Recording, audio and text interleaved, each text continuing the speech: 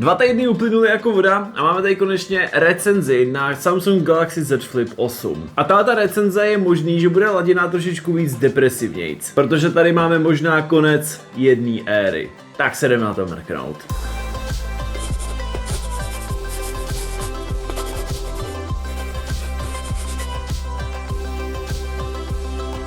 Video videjka, dneska tady máme konečně recenzi na Samsung Galaxy Z Flip 8. 2 týdny s tímhletím telefonem jsem si fakt jako naprosto užil, i když je to jenom jako v podstatě lehce upravená nebo vyladěnější verze Samsungu Galaxy Z Flip 7, ale ty vyladěné věci jsou opravdu znát a mně se to hrozně líbilo. My se spolu dneska podíváme na ten telefon a řeknu vám moje vlastní pocity, dojmy z tohohle používání telefonu, abych vám dokázal říct, jestli se vyplatí upgrade na novější verzi nebo ne. Pokud se vám toto video bude ale líbit, budu moc rád, když samozřejmě hodíte like, mrkněte se tak samozřejmě na můj technologický Instagram a hoďte mi tam když tak follow a mrkněte se určitě i na můj Discord, kde už konečně snad za chvilku budu natáčet nějaký ty setupy. Furt stále tam je málo setupů, tak tam přidejte svoji fotku. Ale teď už se pojďme podívat asi na nejspíš konec jedné celé éry. Proč to vůbec říkám? Vlastně ještě předtím, než ten telefon vyšel, tak na internetu líkovaly věci ohledně toho, že Samsung možná se snaží nebo chystá zaříznout tuhletu řadu. Říkáte si možná, že proč by to dělali, když je vlastně ten form faktor tak oblíbený? Samsung má určitě k tomu svoje vlastní důvody, ale já musím říct sám za sebe,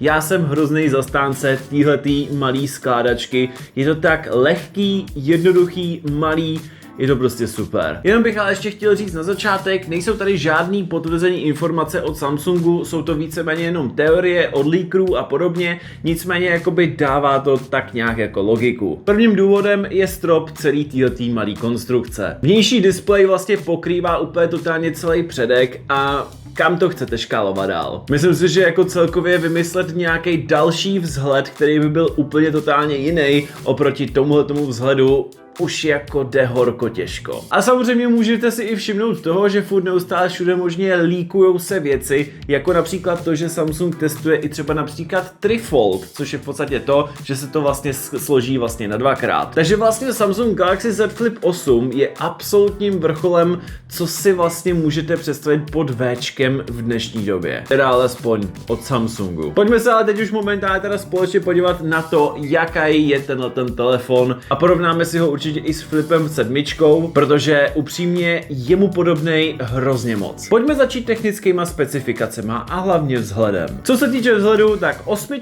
a 7 jsou úplně skoro stejný. Jenom jedna věc je akorát dělí od toho, aby byly úplně stejný. A to, že 8 je o chlup tenčí. Máme tady o 0,4 mm tenčí tělo, ale musím říct, že já jsem si upřímně tohodle vůbec nevšimnul nějakýho, prostě, že bych prostě řekl v ruce, kámo, jo, já tu tenkost fakt cítím. Takže za mě vlastně ty telefony vypadají vlastně úplně stejně. Co se týče vnitřností telefonu, tak tam je to opravdu taky hodně podobný. Vnější displej je úplně kompletně stejný, ale vnitřní displej má o chlup víc nitů. Flip 7 má 2600 nitů a Flip 8 má 3000 nitů. Velikost displeju je úplně totálně stejná a oba dva telefony mají i 120 Hz. Co se týče procesoru, tak telefon, který se prodává u nás na našem trhu, tak vlastně Flip 7 má Exynos 2500 a Flip 8 má Exynos 2600. Přijde mi, že je hrozná škoda, že na našem trhu se právě prodává verze s Exynosem. Já bych byl radši, kdyby se tady na našem trhu prodávala verze se Snapdragonem. Protože pokud byste měli verzi se Snapdragonem, tak byste tam měli Snapdragon 8 Elite. A to už je jako solidní upgrade. Co se týče ramek, tak tady máme samozřejmě mezigeneračně rychlejší ramky. Baterie se v podstatě vůbec nezměnila, máme tady 4300 mAh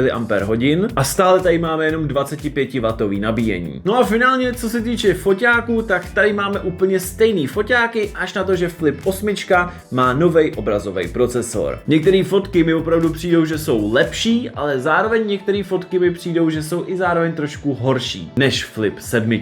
A když už se bavíme právě o těch foťákách, tak pojďme se rovnou podívat na fotografický test. Uvnitř obou telefonů máme 50 megapixelový hlavní snímač a 12 12 megapixelový ultra wide objektiv. A jak už jsem říkal, některé fotky mi přijdou, že jsou razantně lepší, ale zároveň některé fotky jsou docela jako o poznání horší než třeba u Flipu 7, což mě docela překvapilo. Já vám tady teďko budu reálně cirkulovat fotky, které jsem dělal během té doby, co jsem vlastně ten telefon testoval. Jak už si můžete všimnout, opravdu některé fotky jsou rozhodně detailnější než u Flipu 7, ale právě co mě docela překvapilo, tak některé noční fotky jsou docela jako horší než u Flipu 7.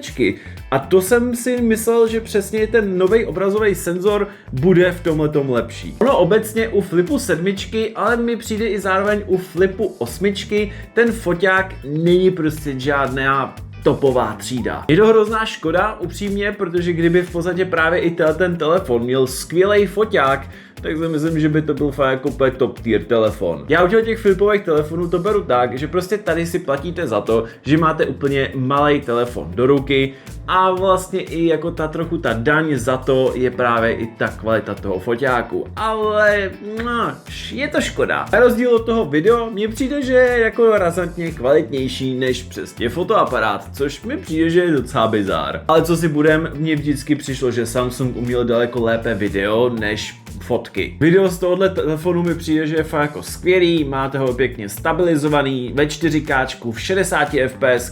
Overall reálně vám řeknu, že pokud máte Flip 7 a chcete v podstatě Flip 8 jenom kvůli tomu, že byste měli právě lepší fotky, tak jako nějaký ten upgrade tam lehkej je. Ale pokud máte Flip 7, tak dle mýho o nic nepřicházíte a vlastně jenom pokud chcete lepší foťák, tak bych upgrade asi nedoporučoval. Pokud jste ale doufali v to, že Flip 8 bude daleko lepší, co se týče výkonu telefonu na hraní, no, tak vás musím taky trochu zklamat. Já jsem s Flipem 7, co se týče hraní, byl víceméně spokojený. Ale hodně často se mi stávalo, že některé ty hry, které jsou už jako takový víc výkonnější, nebo potřebují prostě víc toho výkonu, jako třeba teďko tady dám příklad Zenless Zone Zero, tak no nejeli na tom telefonu prostě moc dobře. Hodně často se mi stávalo, že na Flipu 7 se prostě třeba ten Zenless úplně brutálně sekal a já prostě nechápu jako čím to je. Jestli třeba tahleta hra není vůbec jako optimalizovaná, nebo jako v čem byl problém. Nebo když dáme příklad nová hra Arknights Enfield, to je prostě moje teďko úplně totální srdcovka,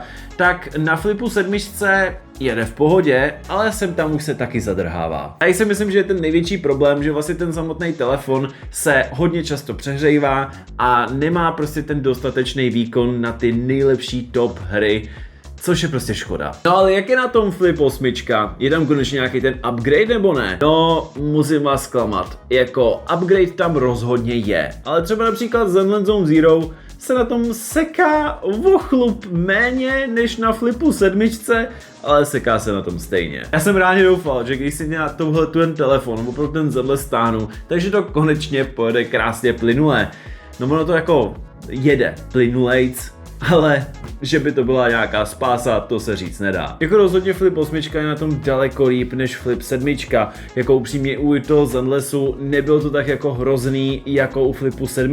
Dokonce i když jsem si potom nějak pošteloval grafiku, tak ve finále ta hra šla celkem dobře. Ale furt bych stejně očekával, že by to mohlo být daleko lepší. Jako upřímně možná jsem jenom já hrozně moc náročnej, ale upřímně, když už si kupuje takový telefon za 30 000, tak bych jako fakt očekával, že tam bude fakt nějaký prémiový čip, který utáhne úplně cokoliv. A mně si myslím, že tady je prostě problém v tom, že tyhle ty dva telefony se docela dost přehřívají. Jednoduše je to prostě docela dost malá plocha a když ten telefon rozevřete, tak vždycky, když se začne přehřívat, tak tahle ta lokace je brutálně vařicí. Proto jsem hodně často k tomuto telefonu nebo k Flipu 7 vždycky používal nějaký externí gamepad, který jsem vždycky přesně měl právě kolem toho telefonu, protože reálně kdybych ten telefon měl takhle držet, tak je to extrémní pain, protože tady tato oblast je brutálně horká a má bych si skoro spálil ruku. Takže jak už jsem říkal, rozhodně ten telefon je na tom líp než Flip 7,